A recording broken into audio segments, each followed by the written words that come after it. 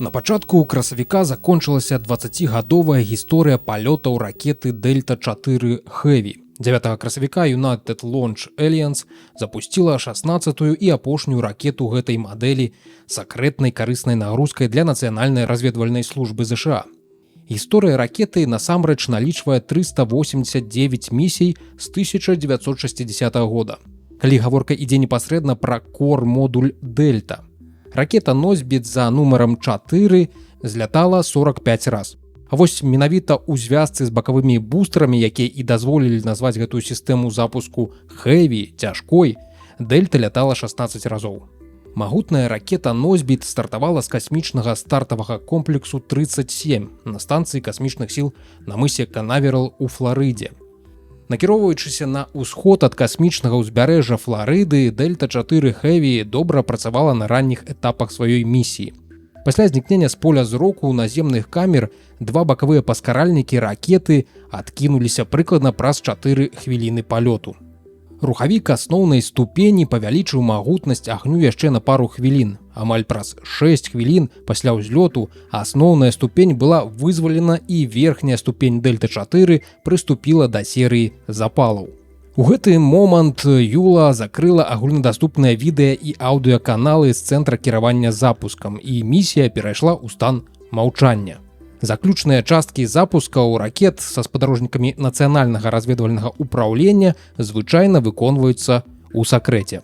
Па ўсёй верагоднасці сакрэтны спадарожнік вывелі на кругавую геастацыянарную арбіту больш чым у 36 тысячах кіламетраў над экватарам. На гэтай арбіце шпіён будзе рухацца ў звязку з кручэннем планеты, забяспечваючы пастаяннае пакрыццё часткі зямлі. Дельта была іконай касмічных палётаў больш за паўстагоддзя. Першая ракета была запущена 13 мая 1960 года, але яна ўпала ў Атлантычны акіян пасля таго, як выйшла з ладу верхняя ступень. Праз 3 месяцы ракета Дельта дасягнула першага поспеху і вывела на арбіту ранні рудыментарны спадарожнік сувязі. Ракеты Дельта запусцілі многія з першых спадарожнікаў сувязі, разгарнулі першае пакаленне навігацыйных спадарожнікаў GPS і адправілі першыя марсаходы НАСА на Марс. Здзейсніўшы 389 запускаў, ракеты Дельта займаюць другое месца па колькасці палётаў сярод ракет арбітальнага класа ЗША, саступаючы толькі сямейству Атлас. Сямейства ракет Falcon кампаніі SpaceX недалёка адстае ад Дельта і можа перасягнуць рубеж у 389 палётаў пазней ужо ў гэтым годзе. Кампанія Boeing распрацавала варыянт Дельта-4 Heavy, які дэбютаваў у 2004 годзе для запуску самых цяжкіх спадарожнікаў, якія належаць вайскоўцам і выведцы. У першую чаргу ён быў распрацаваны для размяшчэння спадарожнікаў шпіёнаў і вялізных тэлескопаў платформы Keyhole памерам з аўтобус. Па сутнасці тэлескопаў класа Хаббла, але накіраваных на зямлю. Пазней Boeing аб'яднаў сваю ракетную праграму Дельта з канкурэнтам Atlas ад Lockheed Martin, утварыўшы Юла ў 2006 годзе. Большасць палётаў ракета выканала для вайскоўцаў. Для НАСА Дельта-4 Heavy працавала двойчы. Аднойчы для тэставага запуску карабля Арыён, другі раз для запуска сонечнага зонда НАСА Паркер, які ўпершыню праляцеў праз атмасферу сонца. Больш Дельты не паляцяць, яны маральна састарэлі, канкурэнты падабраліся вельмі блізка, зменшчыкі ўжо грукаюцца ў дзверы. Магчыма, навукоўцы выявілі сур'ёзны недахоп у сваім разуменні таямнічай касмічнай сілы, цёмнай энергіі. І гэта можа быць добрай навіной для лёсу сусвету. Астраномы, якія праводзяць тое, што яны апісваюць як самае вялікае і дакладнае даследаванне ў гісторыі сусвету, абвясцілі, што яны, магчыма, выявілі сур'ёзны недахоп у сваім разуменні цёмнай энергіі, той таямнічай сілы, якая паскарае пашырэнне космасу. Лічылася, што цёмная энергія – пастаянная сіла на працягу гісторыі сусвету. Але новыя даныя сведчаць аб тым, што гэтая энергія можа быць больш зменлівай, узмацняцца і слабець з цягам часу, змяншацца або нават згасаць. Гэта ставіць пад пытанне даўняе змрочнае прадказанне канца сусвету. Калі б сіла цёмнай энергіі была нязменнай з цягам часу, яна ў канчатковым выніку расунула б усе зоркі і галактыкі так далёка адна ад адной, што нават атамы маглі б быць разарваны. Тым самым сусвет пазбавіўся б ад усяго жыцця, святла, энергіі і думкі, асуджаны на вечнае нішто. Дык адкуль узяліся новыя думкі наконт таго, як працуе цёмная энергія насамрэч? Ёсць вялікая міжнародная група навукоўцаў, што цягам 5 гадоў збіраецца стварыць трохмерную карту пазіцый і хуткасцей 40 мільёнаў галактык за 11 мільярдаў гадоў касмічнага часу. За першы год працы склалі карту, што ўключае 6 мільёнаў галактык. Прадстаўнікі гэтага згуртавання навукоўцаў, што называецца DESI, кажуць, што першыя назіранні паказваюць нечаканыя і цікавыя адрозненні ад стандартнай мадэлі сусвету, якая цяпер прынята ў навуковым асяроддзі. Гэтыя адрозненні намякаюць на тое, што цёмная энергія з часам развіваецца. Навукоўцы параўналі сваю карту з іншымі касмалагічнымі данымі і са здзіўленнем выявілі, што яна не зусім адпавядае стандартнай мадэлі, у якой цёмная энергія пастаянная і нязменная велічыня. Астрафізікі ўзрушаны, бо адкрываецца патэнцыяльна новая магчымасць зразумець цёмную энергію, загадкавы і дамінуючы кампанент сусвету, які да гэтай пары застаецца найвялікшай таямніцай касмалогіі. Пра яе ўпершыню загаварылі напрыканцы 90-х, калі дзве канкуруючыя групы астраномаў выявілі, што замест запавольвання пашырэнне сусвету толькі паскараецца. Адказнасць за гэта ўсклалі на цёмную энергію, уздзеянне якой палічылі пастаянным. Але дзякуючы найноўшаму інструменту, што на працягу 14 гадоў ствараўся тымі самымі удзельнікамі DESI, гэтую сталасць цёмнай энергіі можна вымераць з высокай дакладнасцю. Гэты інструмент складаецца з 5000 валаконна-аптычных дэтэктараў, якія адначасова праводзяць спектраскапію велізарнай колькасці галактык і высвятляюць, з якой хуткасцю яны аддаляюцца ад Зямлі. Гэтым прыборам абсталяваны тэлескоп нацыянальнай абсерваторыі Кіт-Пік у амерыканскай Арызоне. Дарэчы, сам па сабе гэты дэвайс, гэты прыбор, ён вельмі цікавы. Святло спачатку адбіваецца ад вось гэтага 15-тоннага галоўнага люстэрка тэлескопа, затым праходзіць праз серыю лінзаў, якія ўбудаваны ў яго верхняй частцы, і ўжо потым трапляе на 5000 валаконна-аптычных кабеляў, якія таксама знаходзяцца на вяршыні тэлескопа. Кожным кабелем кіруе робат. Кожны робат запраграмаваны рухацца так, каб трапляць на пазіцыі загадзя запраграмаванага шэрагу галактык. Гэты танец дазваляе DESI лавіць святло 1000 галактык у нейкі невялікі прамежак часу. Аптавалакно затым дасылае гэтае святло дзясятку спектрографаў, якія атрыманы свет разбіваюць на спектр колераў. Як вядома, тыя аб'екты, што рухаюцца прочкі ад нас, як ад назіральніка, больш чырвоныя праз змяненне светлавой хвалі, што кіруецца ад іх да нас. Спектрографы дакладна ацэньваюць ступень гэтай чырвонасці і тое, наколькі хутка аб'ект, у выпадку DESI галактыка, ад нас аддаляецца. Ну і, дарэчы, гэты інструмент своеасаблівая машына часу, таму што мы ад розных галактык бачым святло, якое яны выпусцілі сотні мільёнаў ці нават мільярды гадоў таму, даўным-даўно у мінулым. У якасці меры адлегласці даследчыкі выкарыстоўвалі няроўнасці ў касмічным размеркаванні галактык, вядомыя як барыённыя акустычныя ваганні. Гэтыя няроўнасці былі аддрукаваны ў космасе гукавымі хвалямі ў гарачай плазме, якая напаўняла сусвет, калі яму было ўсяго 380 000 гадоў. У той час няроўнасці мелі 500 000 светлавых гадоў у папярочніку. Зараз праз 13,5 мільярдаў гадоў сусвет пашырыўся ў 1000 разоў. І няроўнасці, якія цяпер складаюць 500 мільёнаў светлавых гадоў у папярочніку, служаць зручнымі касмічнымі лінейкамі. Навукоўцы DESI падзялілі апошнія 11 мільярдаў гадоў касмічнай гісторыі на 7 прамежкаў часу. Для кожнага яны вымералі памер гэтых няроўнасцей і тое, наколькі хутка галактыкі ў іх аддаляюцца ад нас і адна ад адной. Калі даследчыкі сабралі ўсё гэта разам, яны выявілі, што звычайная здагадка, пастаянная цёмная энергія, не працуе для апісання пашырэння сусвету.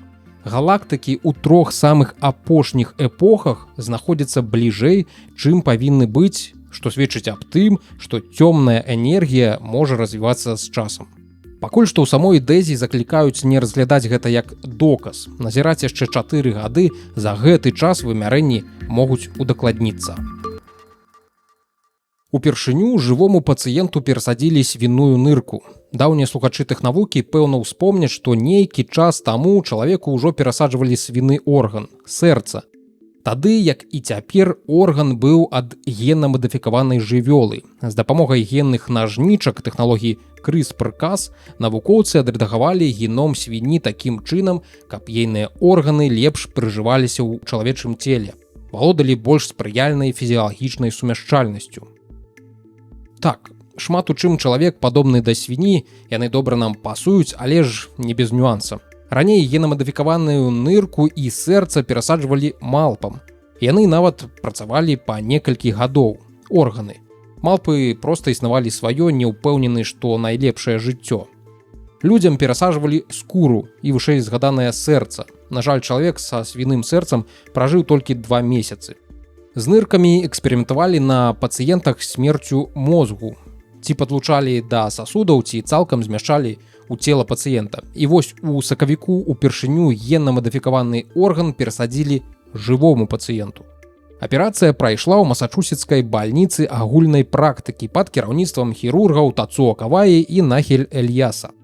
За 4 гадзіны дасведчаныя прафесіяналы перасадзілі генна-мадыфікаваную нырку 62-гадоваму пацыенту, чарнаскураму Рычарду Слейману. Мужчына доўгі час хварэў на цукрыцу, 7 гадоў правёў на гемадыялізе. Атрымаў новую нырку, што прапрацавала 5 год і зноўку апынуўся на дыялізе. Хутка ўскладненні прывялі да таго, што і дыяліз больш не ратаваў. Чакаць яшчэ 6 год у чарзе на новую нырку мужчына не мог і пагадзіўся на перасадку свіной. За базавую мадэль, прабачце, што так зняважліва гэта гучыць, за аснову была ўзята юкатанская парода мініяцюрных свіней. З дапамогай генетычных нажнічак фірма eGenesis над яе геномам правяла 69 правак. Яны накіраваныя на 3 асноўныя напрамкі, што павышаюць сумяшчальнасць органаў з чалавекам. Што робяць гэтыя 3 класы правак? Па-першае, выбіваюць гены, што ўдзельнічаюць у сінтэзе антыгенаў пры звышвострым адрыньванні органа. Па-другое, уводзяць 7 чалавечых трансгенаў для рэгуляцыі рэакцыі адрыньвання. І па-трэцяе, інактывіруюць эндагенныя рэтравірусы ў геноме свіні. У ныркі ёсць мадэльны нумар eGen2784. Такія ж раней паспяхова перасаджвалі малпам. Дзякуючы таму, што мадэль утрымлівае чалавечыя трансгены, медыянная выжывальнасць з гэтай мадэллю ныркі ў малпаў склала 176 дзён, без трансгенаў 24 дні. Праз тыдзень пасля аперацыі сцвярджалася, што нырка пачала выконваць свае функцыі, выпрацоўваць мачу і выводзіць крэацінін. Пацыент працягваў знаходзіцца пад наглядам дактароў, аднаўляўся і гуляў па бальнічным калідорам. Яго паказальнікі пайшлі да нормы, аперацыю прызналі паспяховай. У муніцыпальнага транспартнага агенцтва Сан-Францыска ёсць вялікая праблема. Надта доўга там кіраваліся прынцыпам «працуе, не чапай». Дапрацаваліся да таго, што ў 2024 годзе сістэма кіравання цягнікамі мясцовага лёгкарэльсавага транспарту паўметро працуе на сістэме DOS і софце з флопі-дыскетаў. Тэхналогіі захоўвання даных, чый пік папулярнасці прыйшоўся на 80-е і 90-е гады мінулага стагоддзя. І каб цалкам ад іх адмовіцца, транспартнаму агенцтву спатрэбіцца яшчэ 6 гадоў і сотні мільёнаў долараў. Такія прыкладныя лічбы агучылі падчас апошняй размовы з журналістамі. Дыскеты застаюцца часткай сістэмы аўтаматычнага кіравання цягнікамі з 1998 года. Тая іх частка, якая працуе на флопі-дыскетах, знаходзіцца на цэнтральных серверах, а на борце цягнікоў ёсць кампутары, што падключаны, па-першае, да рухальнай і тармазной сістэм самога цягніка, а таксама да гэтых цэнтральных і лакальных сервераў і камунікацыйнай інфраструктуры. Калі цягнік уваходзіць у туннель метро, яго бартавы кампутар падключаецца да сістэмы кіравання, што вядзе цягнік у аўтаматычным рэжыме. Ён едзе сам, а аператар кантралюе. Пры выхадзе з метро на вуліцы цягнік адключаецца ад сістэмы і вяртае ручное кіраванне. Нягледзячы на сталы ўзрост і састарэлыя тэхналогіі, сістэма працуе, але праблема ў тым, што сістэма была разлічана на 2 дзесяцігоддзя працы, то бок чаканы тэрмін службы мінуў 10 у мінулым годзе. З кожным годам павялічваецца рызыка дэградацыі якасці даных на дыскетах. У нейкі момант можа здарыцца катастрафічны збой. Да таго ж абслугоўванне сістэмы з часам становіцца цяжэй і даражэй. Складана знайсці супрацоўнікаў, што ўмеюць працаваць са састарэлай сістэмай. Патрэбныя праграмісты, якія з'яўляюцца экспертамі ў мовах праграмавання, актуальных для 90-х гадоў. Перад транспартнай сістэмай паўстала складаная задача мігрыраваць на сучасныя тэхналогіі. Гаворка не толькі пра флопі-дыскі. Зменаў патрабуюць і серверы кіравання, і бартавыя кампутары, і інфраструктура сувязі. Той жа сістэмны шлейф-кабель, які перадае даныя паміж серверамі і цягнікамі, мае меншую прапускную здольнасць, чым стары дыялап-мадэм. А я памятаю, што гэта за марудны недалэнга. Такая вось характэрная бяда тэхналагічна прасунутых краінаў, што першымі адаптуюць перадавыя тэхналогіі, а потым з вялікім супрацівам і болем ад іх адмаўляюцца на карысць чагосьці больш сучаснага. Boston Dynamics адправіў на пенсію свайго легендарнага робата-гуманоіда Атласа. Відэаролікі ці гіфкі, з якім вы абавязкова бачылі цягам апошніх 10 гадоў. Вось што мы чытаем у апісанні пад відэа, прысвечаным звальненню Атласа. На працягу дзесяцігоддзя Атлас распальваў наша ўяўленне, натхніў наступнае пакаленне робата-тэхнікаў і пераадолеў тэхнічныя бар'еры ў гэтай галіне. Цяпер прыйшоў час для нашага гідраўлічнага робата Атласа расслабіцца. Робат сапраўды заслугоўвае адпачынку. Boston Dynamics была абсалютна бязлітасная да свайго жалезнага гуманоіда. І, прызнаемся чэсна, нам гэта падабалася. Як глядачы, у гэтым развітальным роліку мы пабачым шмат раней непублікаваных кадраў таго, як Атлас ідэальна выконвае сваю працу, а таксама кадраў, на якіх справы ў яго ідуць кепска. Гісторыя Атласа пачалася з упраўлення перспектыўных даследчых праектаў Міністэрства абароны ЗША, той самай DARPA, якая ў свой час прафінансіравала стварэнне інтэрнэту. Тады робат Петман быў прызначаны для тэставання касцюмаў, якія выкарыстоўваюцца салдатамі для абароны ад баявых хімічных рэчываў. Ён павінен быў хадзіць, бегаць, поўзаць, усё рабіць як сапраўдны салдат. І ўжо ў 2013 годзе ў параўнанні з астатнімі гуманоіднымі робатамі рухі і баланс Петмана вельмі ўражвалі. Boston Dynamics атрымала дадатковае фінансаванне ад ваенных і ў 2014 годзе прадставіла Атласа. Кампанія рэгулярна справаздачылася цікавымі відэаролікамі з ім, навучыла яго рабіць карысную працу, соўгаць каробкі, прадэманстравала 4 пакаленні Атласа і па выніку навучыла яго бегаць, скікаць, круціць сальтухі і рабіць іншыя файныя паркуры. Насамрэч, не было нічога падобнага да гідраўлічнага Атласа з пункту гледжання дынамічных характарыстык. І ўсё яшчэ няма. Ключавое слова гідраўлічнага. Калі паспекуляваць, то можна меркаваць, што Атласа чакае перабудова базавай платформы. Boston Dynamics апошнія гады канцэнтруецца на камерцыялізацыі. На відосах пра робатаў з Ютуба шмат не заробіш, а складаны гідраўлічны робат не продакт-френдлі. Іншая справа – электрычныя мадэлі. Робататэхніка рухаецца менавіта ў гэты бок. Таму не развітваемся з Атласам канчаткова. Верагодна, яго можа чакаць перараджэнне, пра якое мы даведаемся зусім хутка. А з вамі пакуль развітваемся. На відзіку пабачымся ўжо ў бліжэйшую суботу. Таму моцна не сумуйце і падтрымлівайце беларускае. Як патроны на Патрэоне, якім я выказваю бязмерную падзяку. У тым ліку магнатам, плістачцы, мова.хау, Дмітрую Судніку, хіміку 94. Асабістая падзяка мецэнату Георгію Пугачову. Глядзіце відзік, падтрымлівайце беларускае, пабачымся зусім хутка.